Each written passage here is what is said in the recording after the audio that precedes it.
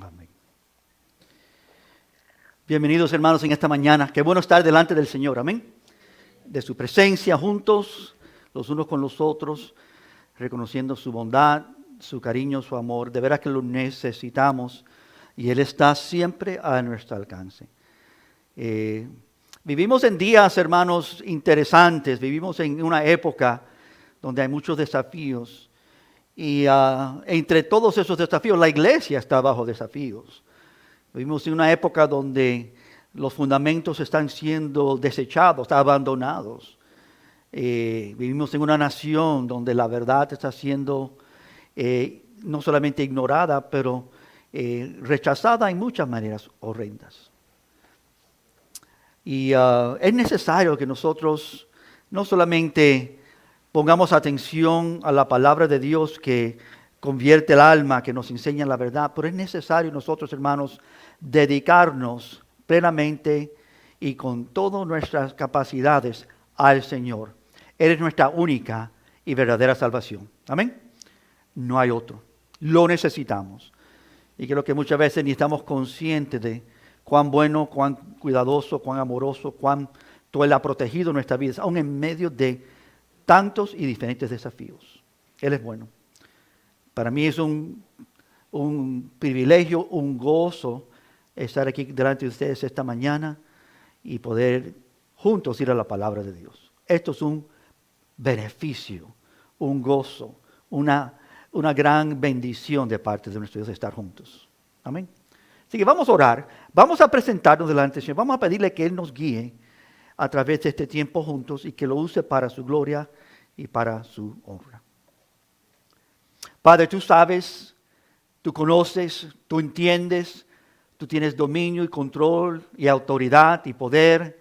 Tú eres sabio, tú eres misericordioso, tú eres justo, tú eres bueno.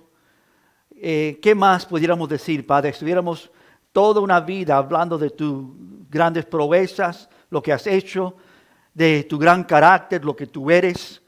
Ciertamente no hay nadie como tú. Nuestra vida, Padre, es imposible sin ti. Es más, aún nuestra mera existencia no es posible sin ti. Tú sostienes todo con el poder de tu palabra. Estamos aquí en este día, criaturas hechas por tus propias manos, para que tú seas visto, reconocido, alabado, adorado. Tú mereces toda gloria, toda honra. Ayúdanos, Señor, a venir delante de ti con la perspectiva, la postura correcta. Tú eres el creador, nosotros somos creación. Nosotros fuimos creados para ti. Nosotros no venimos aquí demandando, esperando algo de ti, como si nosotros podemos tener cierto derecho, sino porque tú eres bueno, noble, misericordioso y lleno de gracia, que tú nos invitas a tu presencia. Tú nos convocas, tú nos traes y entonces tú nos hablas y tú nos transformas por tu palabra. Ella trae vida, es vida para nosotros. Gracias por estos momentos que tú nos permites juntos. Permite, Señor, que tu palabra sea proclamada claramente en esta mañana, que nosotros te oigamos a ti y que podamos ser, Señor, no solamente satisfechos y llenos de ti, pero que produzca en nosotros, Señor, obras dignas de esta salvación, que te honremos tal como tú mereces, que podamos, como ya se ha dicho esta mañana, alumbrar esa luz que hay en nosotros, que hemos creído, y que el mundo te glorifique a ti, viendo lo que tú has hecho. Acércanos a tu palabra en esta hora, Padre, y háblanos, en el nombre de Cristo. Amén. Amén. Estamos en Gálatas, amados de Dios. Gálatas, capítulo 1. Es la primera entre las epístolas que Pablo, el apóstol, escribe. Gálatas, capítulo 1. La semana pasada comenzamos a ver el libro de Gálatas y comenzamos a ver cómo en esta primera carta de Pablo, Pablo defiende el evangelio, diciendo algo que vimos la semana pasada: no hay otro evangelio. No hay otra cosa que podemos creer o aferrarnos a ello o tomar como fundamento para nuestras vidas. El evangelio, las buenas nuevas de quién Dios es y lo que Él ha hecho, no hay otro. No hay otra forma de vivir o creer. Esta es la única cosa real. Cristo no dijo yo tengo la verdad. Él dijo yo soy la verdad. Y el Evangelio presenta la gran obra del Hijo de Dios que vino al mundo para salvar. Esto es una realidad. Esta es una defensa de la verdad que vemos aquí en Gálatas. Quiero darle un pequeño resumen del libro de Gálatas. Capítulos 3 y 4, que no estamos viendo esta mañana, es cuando Pablo entra en su defensa del Evangelio a plena forma completa. Pero en el capítulo 1 y 2, en los que estamos esta mañana, estamos en el 1 y entraremos al 2 en la semana entrante, Pablo no solamente, como veremos en 3 y 4, capítulo 3 y 4, defiende el Evangelio, pero aquí él está defendiendo su apostolado. Así que lo que comenzamos a ver hoy es como él defiende que él es un apóstol llamado por Dios. ¿Qué es lo que vamos a ver en esta mañana? Apóstol llamado por Dios. Y hermanos, esta es una defensa de sus credenciales apostólicos, que son esencial para su autoridad. Si él va a hablar, si él va a escribir, si él va a declarar el Evangelio, tenemos que saber quién lo está haciendo, quién está declarándolo. Y Pablo, en todas sus escrituras y aún en sus prédicas, habla con autoridad, porque su autoridad viene de parte de Dios, el Dios de toda autoridad. Y él va a discutir eso, él va a presentar ese caso. Él es apóstol y nos va a dar evidencias. Tú sabes que hay muchas personas que han cuestionado a Pablo. Bueno, ¿de dónde salió Pablo? Él no estaba entre los 12. ¿De dónde salió Pablo? ¿Cómo es que él ahora se nombra apóstol y está predicando este supuestamente evangelio? Lo cual algunos dicen, pero no, ese no es el evangelio que nosotros pensábamos que se iba a predicar. Eso es lo que empezaban a hacer los judíos. Es más, Pablo era uno de ellos. Él odiaba y perseguía a los creyentes en Jesucristo, ¿no es cierto? Es más, era un principal entre ellos. Amados, esta sociedad en la cual nosotros vivimos, y pensemos de esto claramente, niega la existencia de la verdad absoluta. Niegan que hay tal cosa como verdad. Y lo niegan en todos los niveles, en cualquier forma que pueden negarlo, niegan una verdad absoluta. Se han dedicado a verdad personal. Mi opinión, tu opinión es tu verdad y mi verdad. Que es un engaño, es una mentira. Es una perspectiva personal que no tiene fundamento. Y no solamente niegan una verdad absoluta, niegan a tal nivel que se convierte sus perspectivas de verdad en locura. Locura verdadera. Empiezan a negar lo que es obvio a nuestros ojos, lo que es obvio abajo de este sol con respecto a la ciencia y lo que hemos estudiado y conocido, confundiendo aún el género, confundiendo aún las verdades naturales, comunes, realidades básicas del mundo y de la humanidad. Es decir, vivimos en una era donde hay una rebelión abierta contra toda verdad absoluta.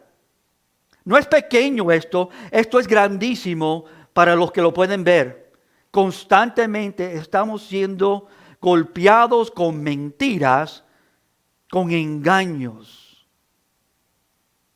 Y nuestra cultura, amados y amadas de Dios, no solo desprecia la verdad absoluta, pero como vamos a ver en esta mañana también, como consecuencia que rechazan la verdad absoluta, también rechazan la autoridad absoluta. Y es de eso que nos empieza a hablar aquí el apóstol Pablo.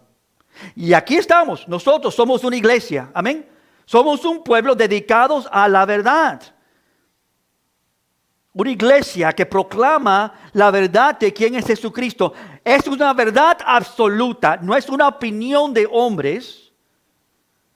Pero es una verdad absoluta que viene bajo una autoridad absoluta que es la palabra de Dios, escrita, dada de nosotros por aquellos que Dios escogió, entre ellos los apóstoles que Dios apartó para traernos a nosotros en este día, en esta hora, la verdad de quién es Dios y lo que Él ha hecho.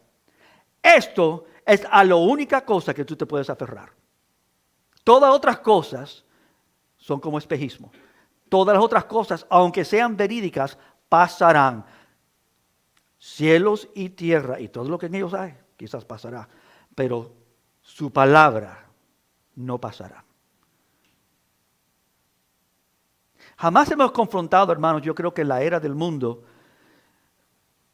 una era tan dura a la verdad. A nivel ahora mundial, a nivel podríamos decir universal. Jamás el evangelio ha sido rechazado con más facilidad que en estos días en los cuales vivimos. Tantas vidas que dicen que creen, pero ni saben de qué están hablando y rechazan la verdadera verdad del evangelio. Las generaciones en las cuales nosotros estamos viviendo en nuestra cultura y en nuestro tiempo no quiere tener nada que ver con la realidad fija y absoluta y ciertamente nada que ver con la autoridad absoluta y singular que viene a través de la palabra de Dios. Y sin embargo, eso es precisamente lo que afirma el cristianismo. El cristianismo no afirma una religión. El cristianismo no afirma una práctica o deberes o ordenanzas. El cristianismo hace todo lo opuesto y enfatiza y demanda y presenta y afirma la verdad. Y la verdad absoluta. Cristo es la verdad. Nosotros afirmamos que Cristo es el único Salvador del mundo. Afirmamos que todo lo otro que tú puedes agarrar o aferrarte a ello para sostenerte o fortalecerte, está vacío de sus capacidades. Solo Dios puede salvar.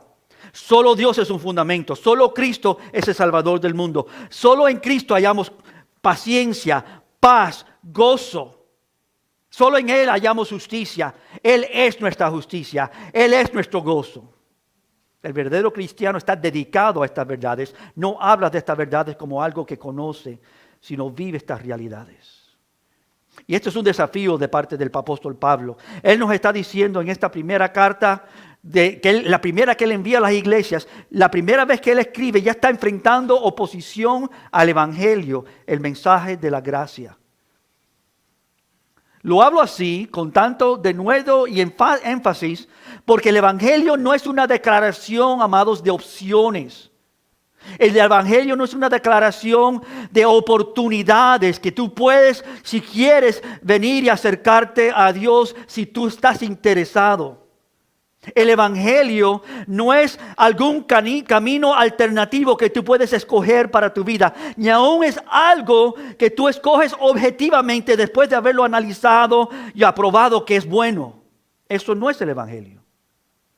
El evangelio no es un estilo de vida bueno, no es una forma aceptable de vivir. El evangelio es la absoluta y incuestionable declaración de la autoridad de Dios sobre toda la creación. Él hace como hace con quien Él quiere. Y Pablo nos está diciendo esta verdad. Yo no soy apóstol de hombres ni por hombres. Yo no vine a hacer y declarar estas verdades porque a mí vino algún conocimiento especial y yo entiendo cosas que otros no entienden. La única razón que yo me he parado para declarar esta verdad porque he tenido un encuentro con la verdad, Jesucristo. Y Él me ha llamado a esto.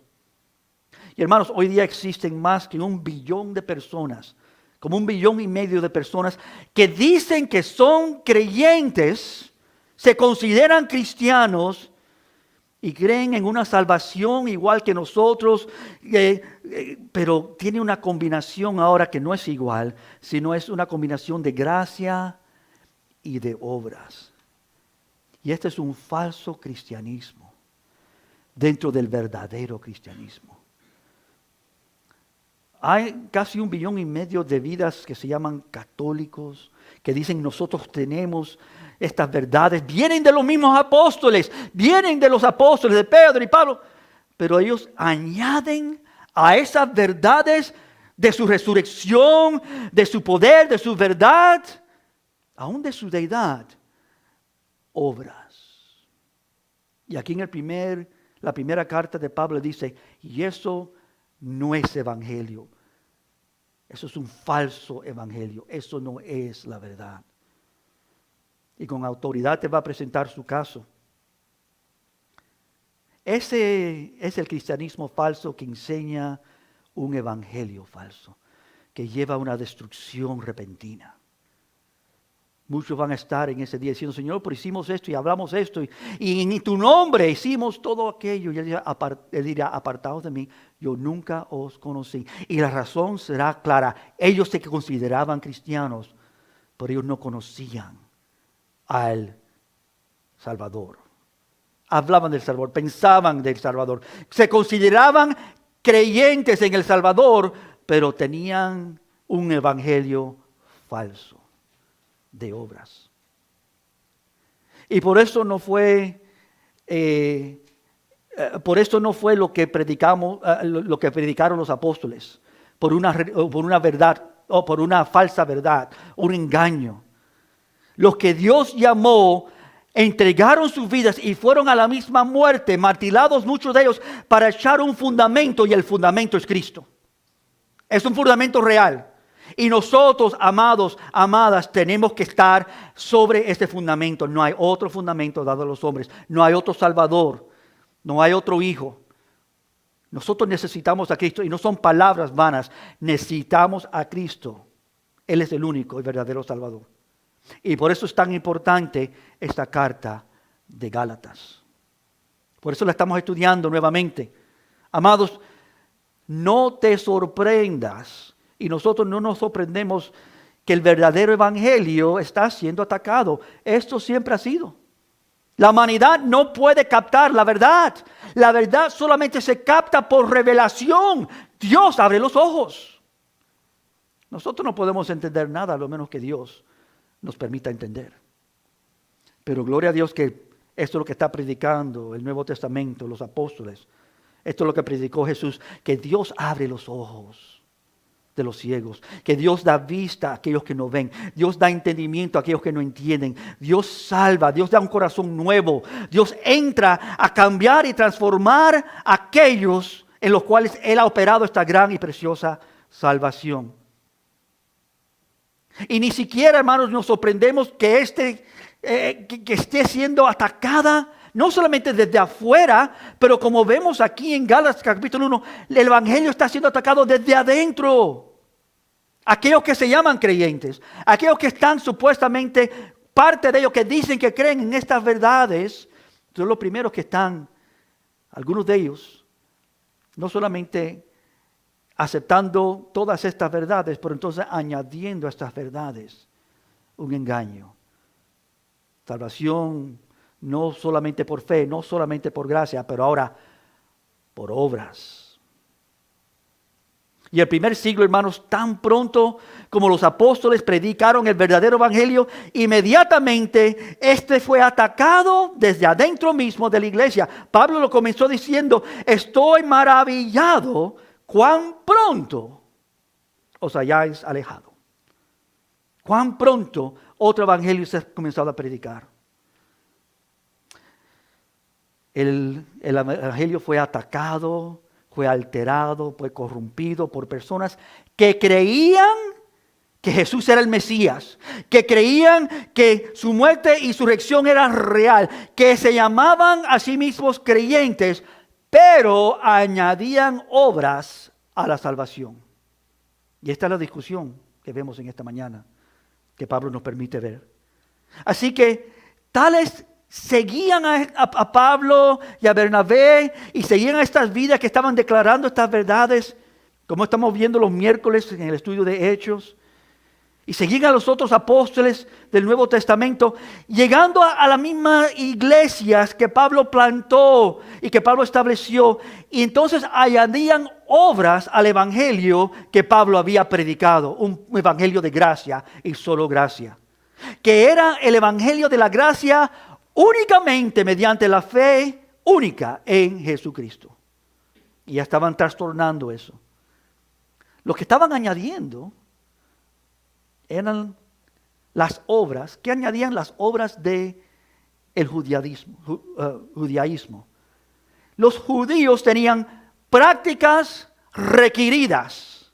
Decían que una persona no podía salvarse a menos que estuviese circuncidada o si se sometiera a todas las tradiciones mosaicas, la ley de Moisés. Y este engaño llegó tan rápido tras los apóstoles siguiéndoles, que Pablo tiene que escribir esta carta. Y la primera de sus cartas que él escribe aquí, él ataca a aquellos que alteran el evangelio. Y dice claramente, versículos 8 y 9 en Gálatas 1, y espero que estén ahí en Gálatas 1 en esta mañana. Dice, aun si nosotros, versículo 8, o un ángel del cielo os anunciare un evangelio contrario al que hemos anunciado, palabra fuerte, sea anatema. Como hemos dicho antes, y ahora lo repito ahora, si alguno os predica un evangelio contrario al que habéis recibido, sea anatema. La palabra anatema no es simplemente que sean destruidos, sino que caigan bajo la mano divina de Dios, la destrucción divina de Dios. Anatema. Y Pablo escribe su primera epístola para establecer el verdadero evangelio y para denunciar cualquier otro evangelio. Ahora, hermanos, no solo habían atacado el evangelio, como les dije aquí al principio, pero también estaban atacando el evangelio y ahora tratando de descreditar a los que predicaban ese verdadero evangelio. Y esto es lo que estamos viendo esta mañana, cómo estaban tratando de descreditar a Pablo y cómo Pablo ahora defiende su apostolado. Y esto es muy importante, porque nos entrega el mismo récord, los hechos verídicos de la autenticidad del apostolado de Pablo. Él es un verdadero apóstol de Jesucristo, auténtico. Y aquí comenzamos. Voy a leer el versículo 11 para seguir adelante. Gálatas capítulo 1. Versículo 11 y 12 dice así: mas os hago saber, hermanos, que el evangelio anunciado por mí no es según hombre. Pues ni lo recibí, ni lo aprendí de hombre alguno. Aquí una frase muy importante, sino por revelación de Jesucristo. Hay tres cosas que Pablo nos va a presentar aquí en este capítulo. 1 y 2. En su defensa de su apostolado. Las tres cosas son su preconversión, cómo él estaba antes de ser convertido, su conversión actual, cómo es que él fue cambiado por Dios, y entonces también nos va a dar evidencia de su postconversión, cómo él vivió y cómo anduvo y qué hizo después que él fue convertido. Son tres cosas. Esta mañana vamos a ver las primeras dos. Su preconversión, ¿qué pasó antes que él vino a Cristo? Es parte de la declaración de Pablo y la base del fundamento de su apostolado. ¿Y qué pasó en su conversión? Y nos va a mostrar que, para decirte en síntesis, él recibió su evangelio directamente de Jesús. No había un intermediario. Él lo recibió de Jesús mismo. A lo mismo que los otros apóstoles. Y es evidente esto en su preconversión, en su conversión, evidente también en lo que sucedió después de su conversión. Así que vamos a mirar esto primero y enfocarnos en lo que dice Pablo. Los versículos aquí en adelante nos declaran esta verdad. Y yo quiero detenerme aquí para que tú entiendas que por revelación de Jesucristo es central a todo su mensaje. Yo no lo recibí ni lo aprendí de hombre alguno. Y es aquí donde él comienza. Ahora versículo 13. Lo primero es su preconversión. Versículo 13. Porque yo había oído ya habéis oído acerca de mi conducta en otro tiempo en el judaísmo. Que yo perseguía sobremanera a la iglesia de Dios y la asolaba. Versículo 14. Y en el judaísmo yo aventajaba a muchos de mis contemporáneos en mi nación, siendo mucho más celoso de las tradiciones de mis padres. Aquí tiene su primer presentación y argumento. Yo era uno de ustedes. Yo sé lo que es creer salvación por obras. Yo lo entiendo quizás mejor que ustedes porque yo me entregué toda mi vida para eso. Para honrar y alcanzar la aprobación de Dios por mis obras. Creen en lo que creen que es mentira como si fuese la verdad. Y él salió de eso por la gracia de Dios, por el mismo evangelio de gracia que lo rescató. Pablo era así. Antes él era un judío de judíos. Él predicaba y enseñaba y ejemplaba las obras de la ley, las seguía, las requería de todos otros. Y antes de su conversión, en su preconversión de lo que estamos hablando ahora, él vivía para cumplir la ley de Dios, para ser aceptado por Dios, conforme a las leyes y ordenanzas. Saulo entregó su vida por ello, siendo más celoso que todos los otros. Perseguía sobremanera a la iglesia de Dios y la asolaba, nos dice aquí en este pasaje. Eso es lo que él vivía antes. Eso es lo que él creía. Esa es su preconversión. Hablemos ahora de su conversión. Empieza en el versículo 15 y más de esto hablaremos en las semanas por venir. Por el versículo 15 dice, pero cuando agradó a Dios, aquí está su conversión. Cuando agradó a Dios que me apartó desde el vientre de mi madre y me llamó por su gracia, revelar a su Hijo en mí, para que yo le predicase entre los gentiles, que dice, no consulté enseguida con carne y sangre, ni subí a Jerusalén a los que eran apóstoles antes de yo, sino que fui a Arabia y volví de nuevo a Damasco. Él comienza a enseñarnos cuándo le agradó a Dios. Y aquí hay 4 puntos que vamos a ver aquí con respecto a su conversión. Hay mucho que pudiéramos hablar de su conversión, pero él nos presenta estas 4 cosas. Fue cuando le agradó a Dios. ¿Tú sabes que la salvación es así? No es cuando tú lo quieres, es cuando Dios quiere. Dios sabe, Él conoce, Él tiene toda autoridad. No solamente fue cuando le agradó a Dios, pero fue causa de Dios que había apartado mi vida desde el mero vientre de mi madre. Antes que yo había hecho bien y mal, antes que había conocido cualquier cosa, Dios ya me había apartado para en algún momento abrir mis ojos y mostrarme que Él es el verdadero Salvador. Así que fue cuando le agradó a Dios, fue desde el vientre de mi madre, que Dios me había apartado para esto, para ser apóstol, y fue por un llamado por gracia. Y esto es importante porque Él está diciendo, no fue simplemente llamado porque Dios me llamó, sino Dios me llamó en el momento donde yo era el más contra este Dios. No había nada en mí que quería verdaderamente seguir a este Dios. Yo tenía mi propio Dios, un Dios de leyes y ordenanzas. Yo perseguía a este Dios de gracia, Jesucristo, lleno de gracia y de verdad, dice 1 de Juan 1:14. Vimos su gloria llena de gracia y de verdad. Él estaba contra este Dios de gracia, con este Dios de verdad.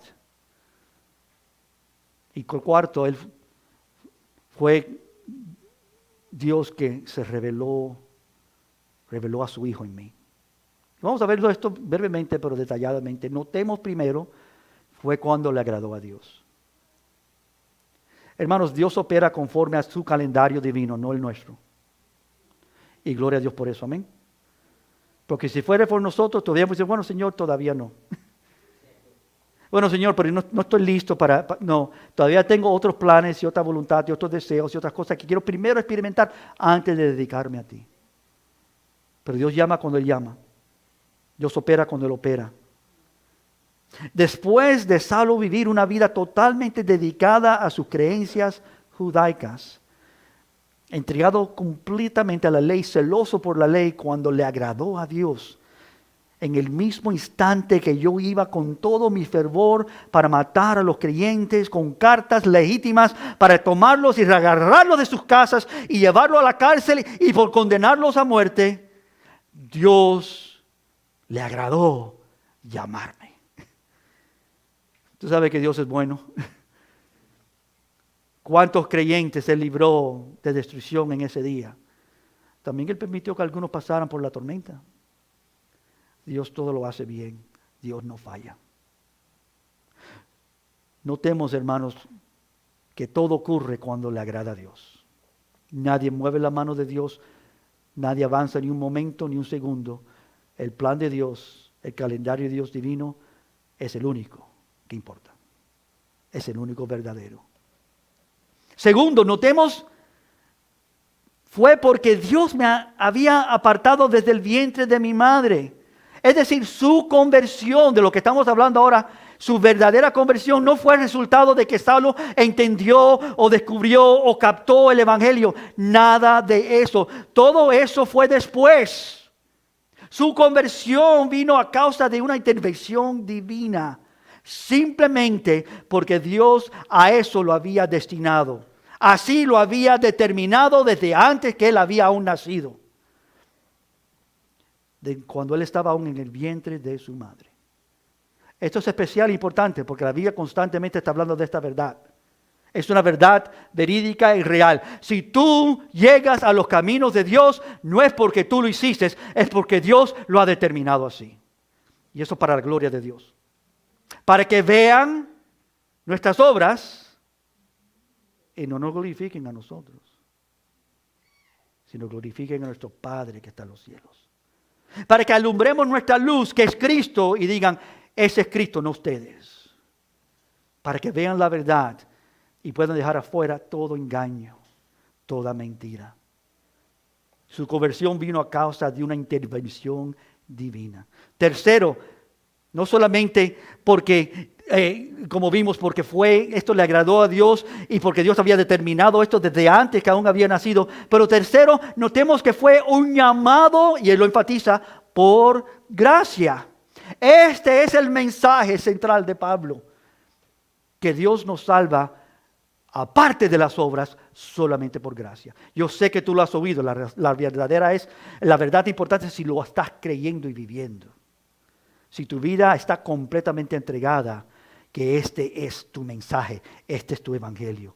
Nada ni nadie puede alcanzar a Dios. Dios vino al mundo y se dio. Por gracia somos salvos. Este es el mensaje de la Biblia, este es el mensaje de Pablo, este es el mensaje del evangelio, este es el centro del plan divino de Dios. No por obras para que nadie se jacte, solo por gracia. Me llamó a mí solo por gracia. Esto indica que todo aquello con lo cual Pablo contaba, que era bueno, aceptable, lindo, inteligente, capacitado, conocimiento y obras y dones, era desechado, desechable. Porque Dios es el único que puede salvar. ¿Cuántas cosas eran para mi ganancia? Dice las Escrituras.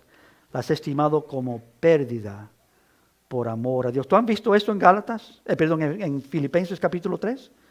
Se lo voy a leer brevemente. Es una lista de lo que dice Pablo al respecto de este asunto. Filipenses capítulo 3.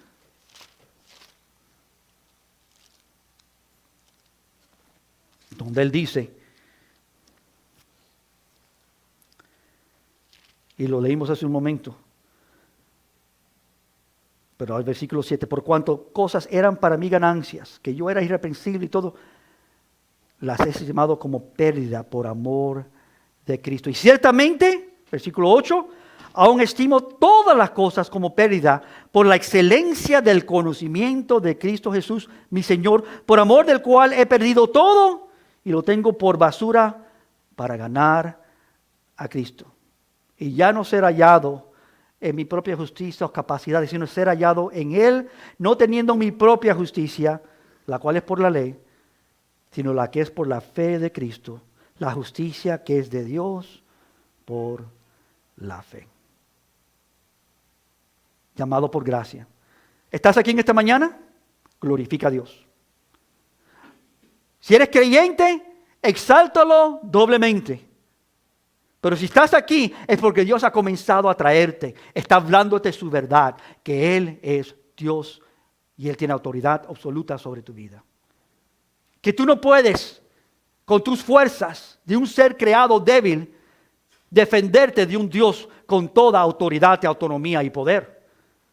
Que lo único que tú puedes hacer delante de este Dios es rendirte, caer de rodillas y Señor, tú eres Señor. Dios, tú eres Dios. Es lo que le pasó a Pablo. ¿Se acuerdan la historia?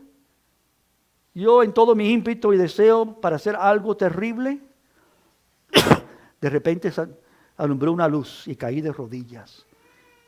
Y me habló. Y yo tuve que decir, ¿quién eres Dios? Para que yo te sirva. No tuve otra opción.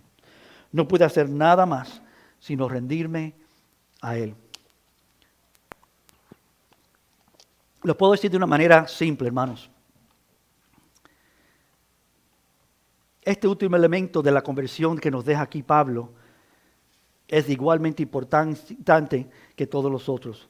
No fue para revelar una nueva doctrina o una nueva enseñanza.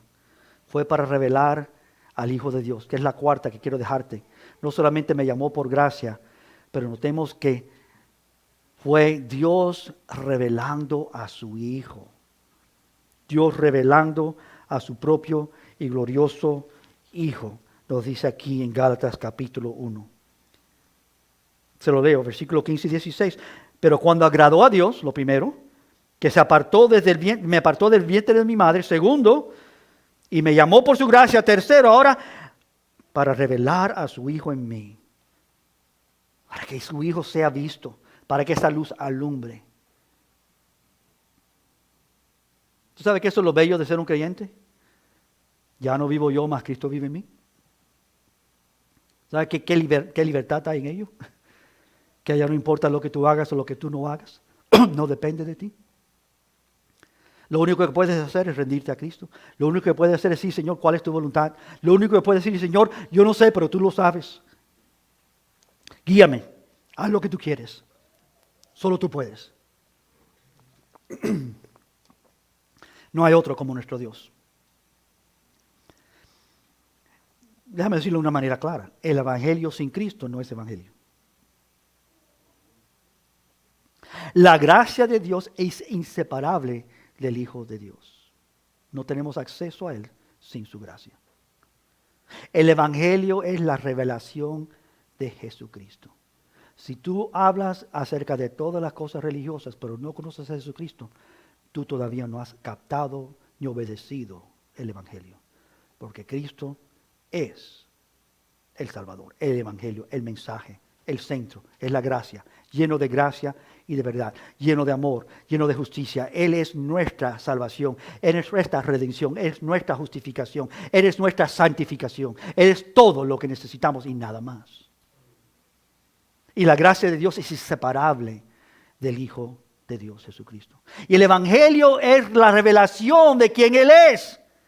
Muestra quién Él es. Tú no puedes saber quién Él es. Tú no puedes ver a Cristo. Lo vieron miles de personas. Y lo vieron y lo reconocieron y regresaron por los panes y los peces. Y Jesús dijo, pero no vienen a mí para que tengan vida eterna. Vienen por lo que yo he dado. Vienen por los milagros. Vienen por la comida. Pero no vienen a mí. Porque tú no puedes venir a Cristo. Imposible. No puedes. Quiero convencerte del evangelio. Tú no puedes venir a Cristo. Él tiene que atraerte. Él tiene que traerte. Él tiene que alcanzarte, Él tiene que convertirte, Él tiene que darte nuevos deseos, nuevas perspectivas, nuevos pensamientos, nuevo corazón. Él tiene que hacer todo para que tú por la primera vez entiendas que hay un Salvador en el mundo, que se llama Jesucristo. El Evangelio es la revelación, que Dios abre tus ojos. ¿Quién Él es? El enviado de Dios, el Salvador del mundo. El mundo ha oído de Él tantas veces, ¿no es cierto? Se predica de Jesucristo. A todo el mundo quizás ha llegado el nombre de Jesús. Pero ¿cuántos han creído ese reporte? ¿Cuántos han entrado a creer? Es por revelación. El Evangelio es la revelación de Jesucristo. Lo he dicho varias veces, ¿no? El Evangelio es la revelación de Cristo. Y Pablo deposita aquí como central en la expresión de su conversión que Cristo le fue a él revelado. No solo de manera visible y audible, que fue su experiencia, pero como la experiencia de todo creyente, también internamente. Revelar su Hijo en mí. No solamente a mí. Yo no solamente lo vi, pero Él vino a ser mi Salvador. ¿Sabes la diferencia entre una vida que conoce acerca de Cristo y tiene a Cristo? Que antes les estaba allá afuera, oíamos de Él. El Espíritu Santo aún nos daba convicción, nos enseñaba, Él es el verdadero. Pero rechazábamos, ignorábamos y vivíamos de esta manera. Pero cuando Él viene a vivir adentro, ya todo cambia. Ya no es Dios de afuera, pero Dios en nosotros. Cristo en vosotros, la esperanza de gloria, el verdadero viviendo en sus creyentes. Como dice Gálatas, con Cristo, él termina, él lo va a decir en la conclusión del capítulo 2, con Cristo estoy juntamente crucificado, Gálatas 2, 20 y 21, ya no vivo yo, sino Cristo vive ¿dónde? En mí. Y lo que ahora vivo en la carne, esta carne, lo que vivo en estos días, estos años, antes de mi muerte, lo vivo en la fe, no mía, sino la de el Hijo de Dios, la fe perfecta.